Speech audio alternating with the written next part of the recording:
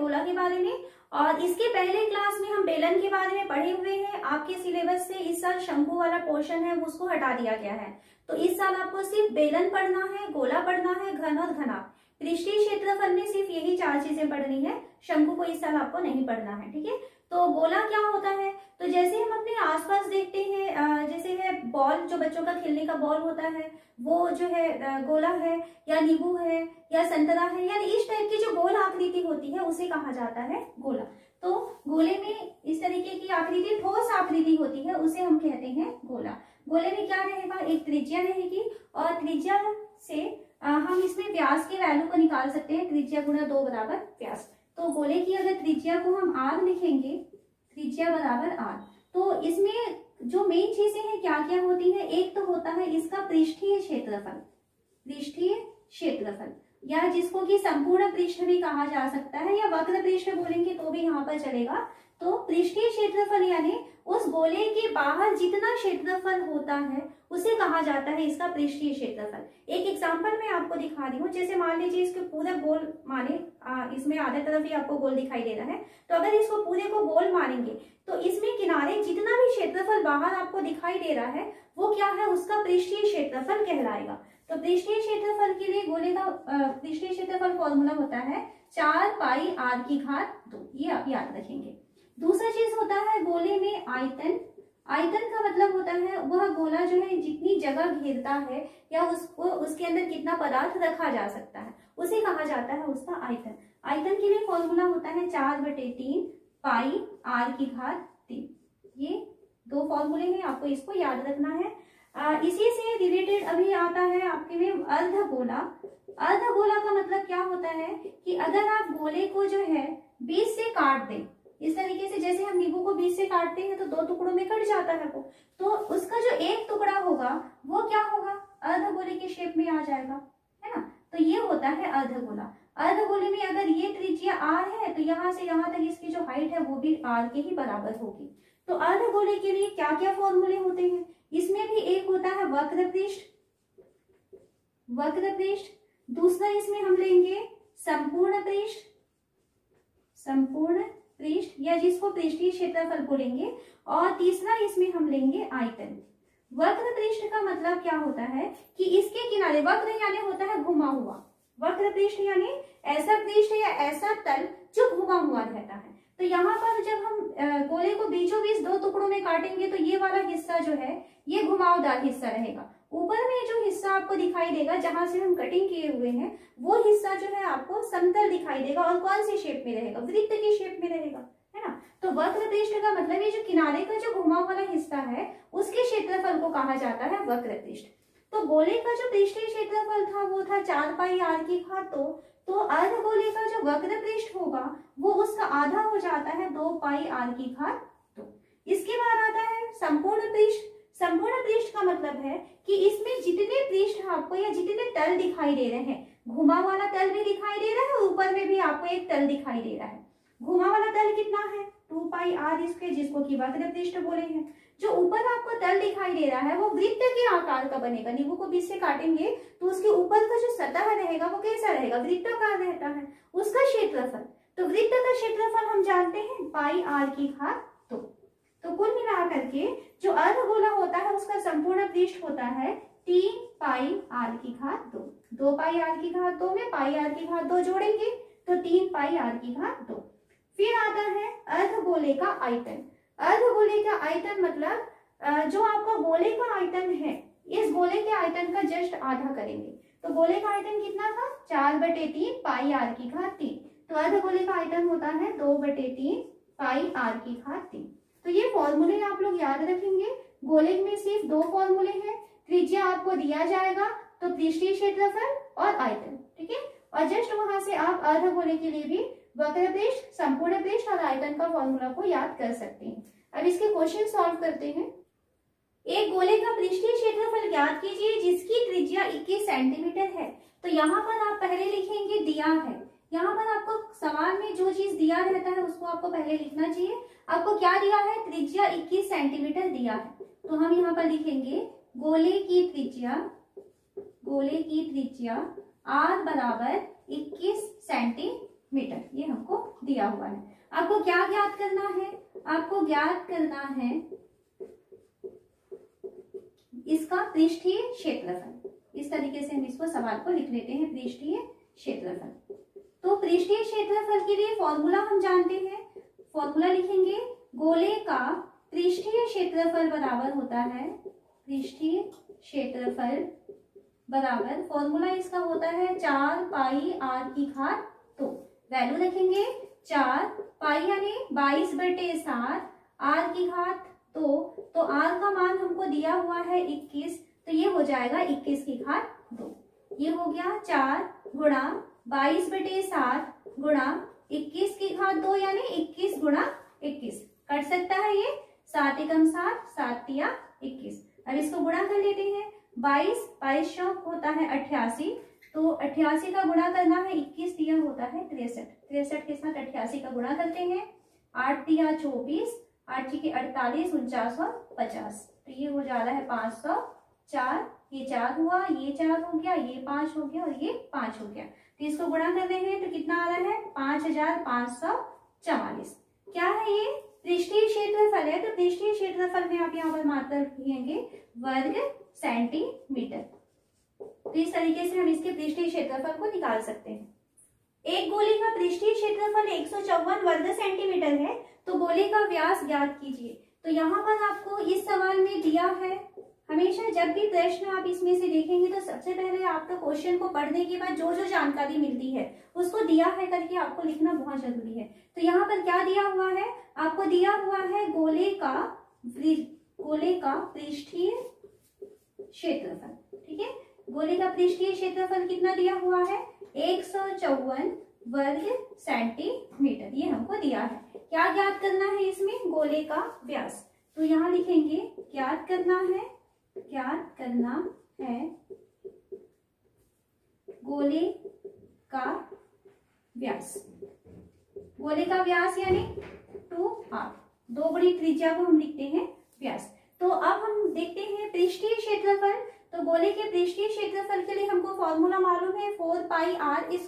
तो हम यहाँ पर लिखेंगे पृष्ठीय क्षेत्रफल, हमें दिया हुआ है सवाल में कि इसकी वैल्यू जो है 154 वर्ग सेंटीमीटर है, जबकि हम पृष्ठीय क्षेत्रफल का फॉर्मूला क्या जानते हैं? 4 पाई r²। इसका मान हमें सवाल में दिया हुआ है कि 154 है। इसमें से जो वैल्यू आप लिख सकते हैं, जानते हैं, वो लिखिए। 4 पाई का मतलब 22/7, r का मान अभी हमें नहीं मालूम है, तो इसको r का घात 2 ही रहने देते हैं, बराबर 154। तो सबसे पहले हमें r की घात 2 को यही छोड़ना है, बाकी चीजों को पक्षांतर करें। तो r की घात 2 बराबर 154, पक्षांतर करने से जो संख्या गुणा में है ना, तो जो संख्या नीचे रहेगी भाग में रहेगी वो पक्षांतर होकर के गुणा में चली जाती है, और जो संख्या ऊपर है यानी गुणा में है पक्षांतर करने से वो भाग में चली जाती है। तो ये हो जाएगा, ये 4 और 22 जो है वो नीचे चला गया। कुछ चीजें कैंसिल हो सकती है, यहाँ से देखिए, ये है 11 दूनी 22, और इसको अगर काटेंगे तो 11 एकम 11, और ये 44 बचेगा, तो 11 चौक 44, 2 से कटेगा 2 एकम 2, 2 सत्ते 14। तो r की घात 2 बराबर, ऊपर में हमें मिल रहा है 7 गुणा 7, और नीचे हमें 4 मिल रहा है, 4 को आप ऐसा लिख लीजिए 2 गुणा 2, क्योंकि यहाँ पर घात 2 है तो इधर वाली संख्या को भी हम घात 2 के रूप में जमा लेंगे। तो हमें क्या मिल गया? r की घात 2 बराबर 7/2, 7/2, 2 बार आया है, तो इसे हम लिखेंगे 7/2 की घात 2। दोनों तरफ तुलना करते हैं, तो यहाँ भी घात 2 आया है, यहाँ भी घात 2 आया है, तो यहाँ से ये आपको मिल जाएगा r बराबर 7/2। r यानी क्या होता है? त्रिज्या। तो यहाँ पर हमें r की वैल्यू मिल चुकी है, यानी किसकी वैल्यू है? ये त्रिज्या। आपको त्रिज्या r का मान मिल गया। हमें क्वेश्चन में तो व्यास पूछा था, तो व्यास यानी होता है 2 गुणित त्रिज्या, या 2r लिखेंगे, तो 2 गुणा r का मान अभी हमें मिला है 7/2, मान रख दिए, नीचे से 2 एकम 2 और यहाँ से 2 एकम 2, ये कैंसिल हो जाएगा, तो यहाँ से हमें मिल जाएगा 7 और सेंटीमीटर। आंसर को आपको यहाँ पर शब्दों में लिखना है। अतः गोले का व्यास 7 सेंटीमीटर है। ऐसे आपको पूरा स्टेटमेंट बना के लिखना है, तभी यहाँ पर आपके पूरे मार्क्स मिलते हैं। एक गोले का आयतन ज्ञात कीजिए जिसकी त्रिज्या 3 सेंटीमीटर है। तो यहाँ पर आपको क्या दिया हुआ है, यहाँ पर आपको दिया हुआ है गोले की त्रिज्या 3 सेंटीमीटर। तो त्रिज्या को हम लिखते हैं r, तो r का मान आपको 3 सेंटीमीटर दिया हुआ है। इसमें आपको क्या ज्ञात करने कहा गया है, आयतन। तो हम यहाँ पर लिखेंगे आयतन की वैल्यू को ज्ञात करना है, तो ये क्वेश्चन मार्क हो जाएगा। यहाँ पर हम लिखेंगे दिया है गोले की त्रिज्या r का मान 3 सेंटीमीटर और ज्ञात करना है आयतन का मान। ठीक है, ज्ञात करना है। आयतन के लिए फॉर्मूला जानते हैं गोले का, तो हमको मालूम है गोले के आयतन का फॉर्मूला, गोले का आयतन बराबर, आपको फॉर्मूले बहुत अच्छी तरीके से याद होने चाहिए इस वाले चैप्टर में, है ना। सारे फॉर्मूले अच्छे से याद करेंगे। 4/3 पाई r की घात 3, मान रखेंगे 4/3, पाई मतलब होता है 22/7, r का मान सवाल में दिया हुआ है 3, तो ये हो जाएगा 3 की घात 3। ये हो गया 4/3। यहाँ से हम देख रहे हैं, अभी आगे वाले स्टेप में आप इसको समझ सकते हैं। 22/7 इसको भी मैं लिख दे रही हूँ, 3 गुणा 3 गुणा 3। यहाँ पर हम क्या देख रहे हैं, जब हम इसे 22/7 रखते हैं तो नीचे जो 7 आया हुआ है, ये 7 ऊपर किसी भी संख्या से नहीं कट रहा है। तो जब इस टाइप की स्थिति आएगी तब यहाँ पर पाई का मान जो हम 22/7 रखने वाले हैं उसको आप मत रखिए। यहाँ से आप कोई चीज कैंसिल मत करिए, इसको पाई ही रहने देना। अगर हम इसको 22/7 रखते हैं तो क्योंकि वो किसी संख्या के साथ नहीं कट रही है, तो यहाँ पर आपको फिर कैलकुलेशन करने में बहुत दिक्कत होगी, है ना, गुणा भाग ये सब करना पड़ेगा। तो यहाँ पर आप क्या करेंगे, पाई का मान को पाई ही रहने देंगे, वैसे भी आप आंसर को लिख सकते हैं। तो ये वाला 3 जो है इस 3 के साथ कट जाएगा, इसको पाई रहने देना है, तो इसको हम गुणा में शामिल नहीं करेंगे। 3 तिया 9, 9 चौक 36, और 22/7 को पाई रहने देते हैं। क्यों पाई रहने दे रहे हैं, क्योंकि 7, अगर इसको आप 22/7 करेंगे तो 7 से आपको इसको भाग देना पड़ेगा, तो संख्याएं जो है वो दशमलव में आ जाएंगी, फिर आपको गुणा और भाग करने में दिक्कत होने वाली है, इसलिए इसको पाई ही रहने देते हैं। और ये क्योंकि आयतन है, तो आयतन है तो आप यहाँ पर क्या लिखेंगे, घन सेंटीमीटर। आप इसकी इकाइयों को भी अच्छे तरीके से याद रखिए। जहां पर क्षेत्रफल होता है, वक्र पृष्ठ, संपूर्ण पृष्ठ, ये सारी चीजें होती हैं, तब वर्ग सेंटीमीटर ये आता है, वर्ग आता है वहां पे। और जहां पर आयतन आएगा किसी भी, जैसे इसके पहले हम घन पढ़े थे, घनाभ पढ़े थे, बेलन पढ़े थे, अभी गोला पढ़ रहे हैं, तो जहां पर भी आपको आयतन ज्ञात करना रहेगा तो आयतन में आपको घन लगाना है। मीटर में दिया है तो घन मीटर, क्वेश्चन में सेंटीमीटर दिया है तो घन सेंटीमीटर। इस तरीके से आपको आंसर को लिखना है।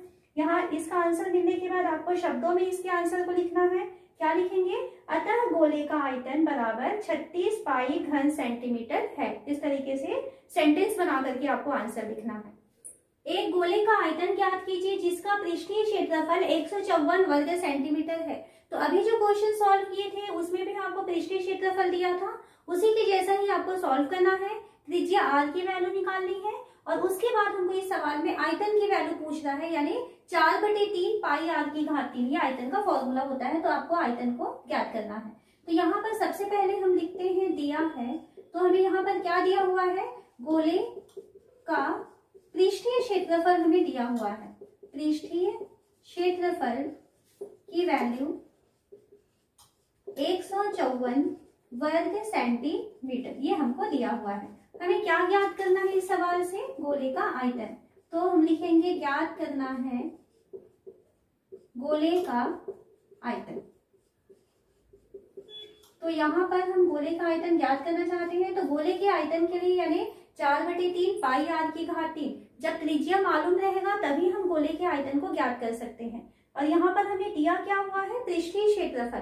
तो हम सबसे पहले पृष्ठीय क्षेत्रफल की सहायता से त्रिज्या की वैल्यू निकाल लेते हैं। तो हमें सवाल में दिया हुआ है पृष्ठीय क्षेत्रफल का मान 154, ठीक है, 154 वर्ग सेंटीमीटर।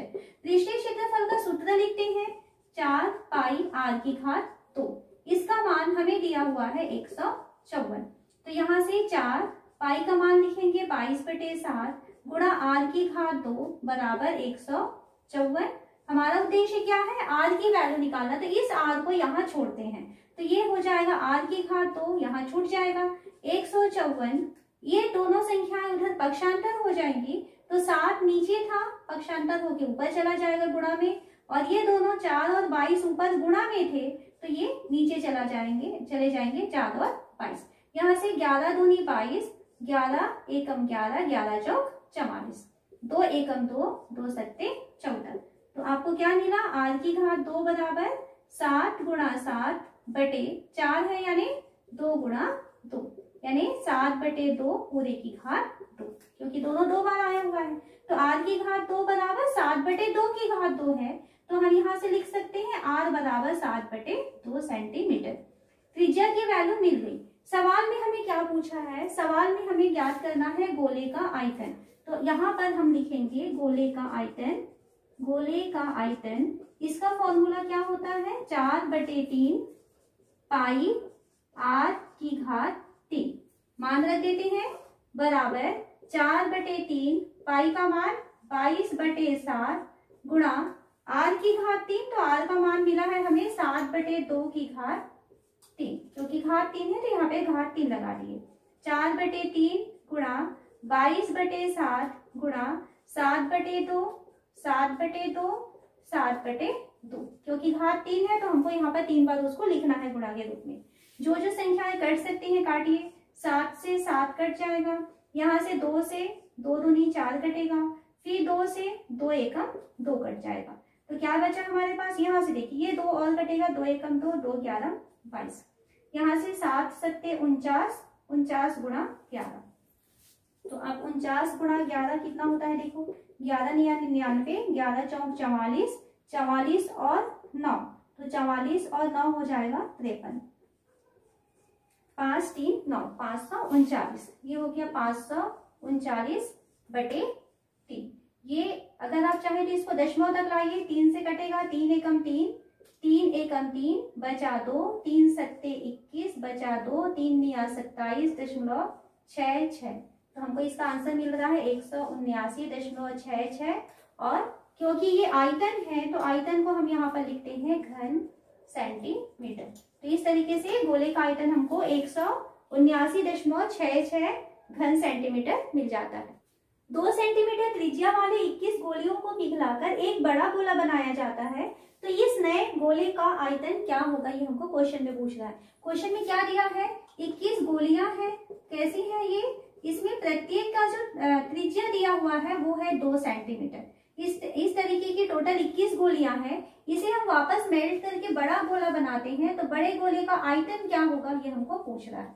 मान लेते हैं बड़े गोले की जो त्रिज्या है वो कैपिटल R है, तो बड़े गोले की त्रिज्या कैपिटल R है, तो आयतन क्या होगा ये हमको क्वेश्चन में पूछा गया है। तो सबसे पहले हम लिखते हैं दिया है, हमें यहाँ पर सवाल में क्या चीज दिया हुआ है, हमें दिया है 2 सेंटीमीटर त्रिज्या वाली 21 गोलियां, तो हम लिखेंगे गोली की त्रिज्या, गोली की त्रिज्या, इसको हम स्मॉल r से लिखेंगे, तो स्मॉल r की वैल्यू 2 सेंटीमीटर, ये हमको दिया हुआ है। हमें क्या ज्ञात करना है, तो क्वेश्चन में कहा गया है नए जो गोला बनता है उसका आयतन ज्ञात करना है, तो हम यहाँ पर लिखेंगे बड़े गोले का आयतन।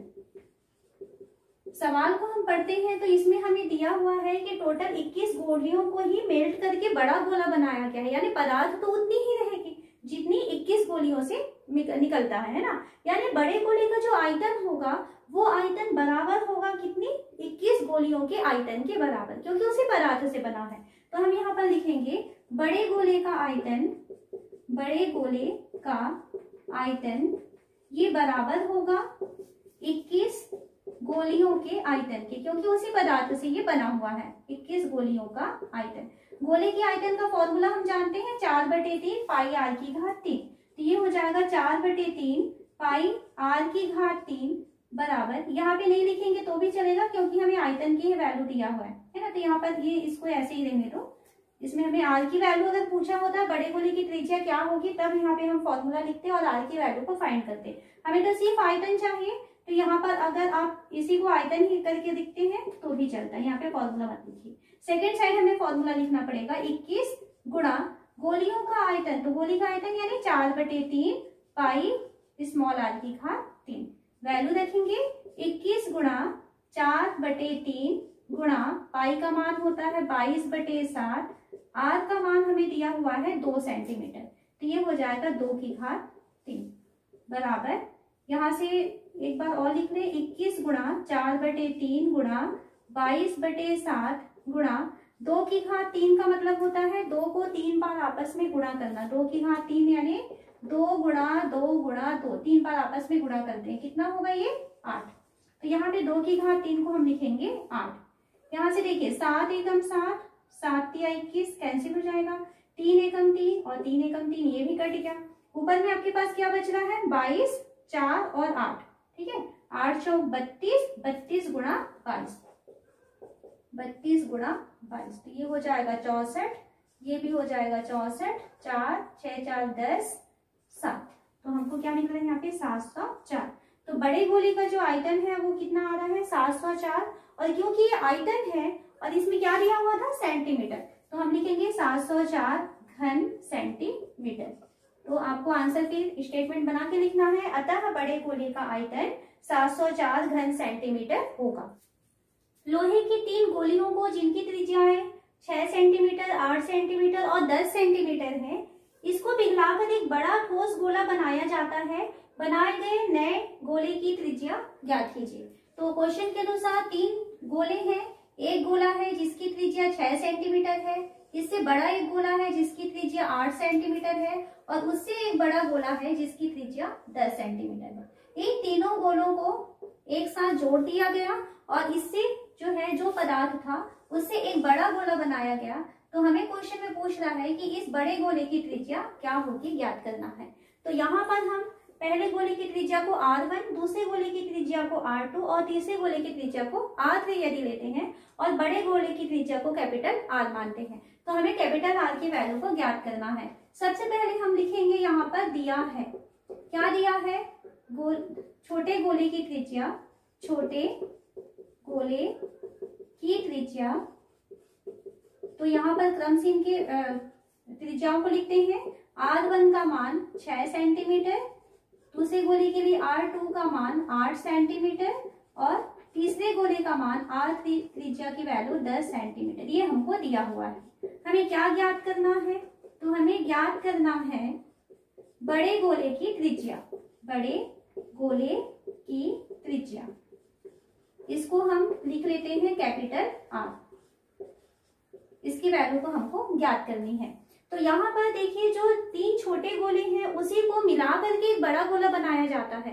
यानी इसमें जो भी पदार्थ होगा उतना ही पदार्थ से हम बड़ा गोला बनाए हैं। यानी इन तीनों का जो आयतन होगा, आयतन का जो योग होगा, वही आयतन जो है इस बड़े अकेले गोले के बराबर होगा। तो यहाँ पर हम यही यूज करने वाले हैं। क्या लिखेंगे? बड़े गोले का आयतन जो है ये बराबर होगा, गोले का आयतन ये बराबर होगा इसके 3 जो छोटे गोले हैं इसके आयतन के, 3 गोले के आयतन के। तो यहाँ पर गोले के आयतन का फॉर्मूला हम क्या जानते हैं? 4/3 पाई। बड़ा गोला लिया जा रहा है तो यहाँ पर R के बदले हम कैपिटल R लिखेंगे, ध्यान रखेंगे, है ना। 3 छोटे गोले हैं तो पहले गोले की त्रिज्या 4/3 पाई R1 की घात 3 होगा, क्योंकि पहले गोले के लिए R1 लिखे थे। दूसरे गोले के लिए 4/3 पाई R2 की घात 3 होगा और ये 4/3 पाई R3 की घात 3 होगा। यहाँ से 4/3 पाई कैपिटल R की घात 3 बराबर, इन तीनों में ही हम देखते हैं सभी के पास 4/3 है, बाहर निकाल देते हैं। सभी के पास पाई आया हुआ है तो पाई को भी बाहर निकाल देते हैं। आपके पास क्या बच रहा है? R1 की घात 3 धन R2 की घात 3 यहाँ से बचा और यहाँ से बचा है R3 की घात 3, ये बचा हुआ है। 4/3 बराबर के दोनों पक्षों में है, कट जाएगा। पाई भी बराबर के दोनों पक्षों में है, ये भी कट जाएगा। अब आपके पास क्या बच रहा है? R की घात 3 बराबर R1 की घात 3, R1 का मान कितना है? 6, तो ये हो गया 6 की घात 3 धन R2 की घात 3, R2 का मान है 8, तो ये हो जाएगा 8 की घात 3 और R3 की घात 3 यानी कि 10, तो ये हो जाएगा 10 की घात 3। R की घात 3 बराबर 6 की घात 3, यानी आपको लिखना है 6 गुणा 6 गुणा 6, ठीक है। तो 3 बार 6 करेंगे, 6 6 36 हुआ, 36 को 6 से गुणा करेंगे तो 18 19 20 21, ये हो जाएगा 216। 8 की घात 3 यानी आपको क्या लिखना है? 8 को 3 बार आपस में गुणा करेंगे, 8 गुणा 8 गुणा 8, 8 अटे 64, 64 गुणा 8, 8 चौक 32, 8 छीके 48, 49 50 51, ये हो जाएगा 500 12 और 10 की घात 3 यानी 10 गुणा 10 गुणा 10 यानी कि 1000। इन तीनों को जोड़ते हैं, किसको किसको, 1000 और 216 और 512। तो ये हो जाएगा 8 2 1728। तो हमें मिल रहा है r की घात 3 बराबर 1728। अब देखिए हमें तो r पूछा है, तो 1728 का गुणनखंड करते हैं। तो हमें यहाँ से मिल जा रहा है r की घात 3 बराबर 1728 का गुणनखंड करना है। तो देखिए कैसे करेंगे, 1728 ऐसे लिखेंगे, किससे भाग जाएगा पहले, 2 से, 2 छिके 12 सॉरी 2 अट्ठे 16, 2 छिके 12 और 2 चौक 8। फिर 2 से भाग जाएगा, 2 चौक 8, 2 तिया 6, 2 दूनी 4। गुणनखंड करना जानते हैं आप लोग, 2 दूनी 4, 2 एकम 2 और 2 छिके 12। फिर 2 से जाएगा, 2 एकम 2, 2 अट्ठे 16, 2 पंचे 10, 2 चौक 8। फिर 2 से 2 दूनी 4 और ये 14 हो गया, 2 सत्ते 14, 3 निया 27, 3 तिया 9 और 3 एकम 3। यहाँ पर क्योंकि घात 3 आया है, यहाँ पर इसके इधर जो गुणनखंड आपको मिला है, तो 3-3 अंकों की आप जोड़ी बनाइए जो एक जैसे होंगे। यहाँ पर देखिए 2 3 बार आया है, इसकी जोड़ी बन गई। यहाँ पर भी 3 बार 2 आया है, ये भी जोड़ी बन गई। यहाँ पर भी ये 3 जो है वो 3 बार आया है, तो 3-3 की जोड़ी बनाते हैं। तो यहाँ से हमें मिल जाएगा 2 की घात 3, एक बार और 2 की घात 3 और एक बार 3 की घात 3। दोनों पक्षों में तुलना करते हैं, सभी संख्याओं में घात 3 आया हुआ है। तो यहाँ से आप लिख सकते हैं r बराबर, सभी में से घात 3 हटा दें तो 2 गुणा 3 यानी r का मान हमें मिल जाएगा 2 दूनी 4, 4 तिया 12 सेंटीमीटर। क्वेश्चन में हमें पूछा था कि बड़े गोले की त्रिज्या क्या होगी, तो अतः बड़े गोले की त्रिज्या 12 सेंटीमीटर होगी। तो इस तरीके से गोले वाले टॉपिक के सारे क्वेश्चन आप लोग देख सकते हैं, जो बहुत इंपॉर्टेंट क्वेश्चन थे इसके, वे सारे क्वेश्चन आपको मैं सॉल्व करवा दी हूँ। और इसके 1-2 क्वेश्चन जो है, जो असाइनमेंट वाला मैं वीडियो बनाई हुई हूँ, उसमें भी आप देख सकते हैं।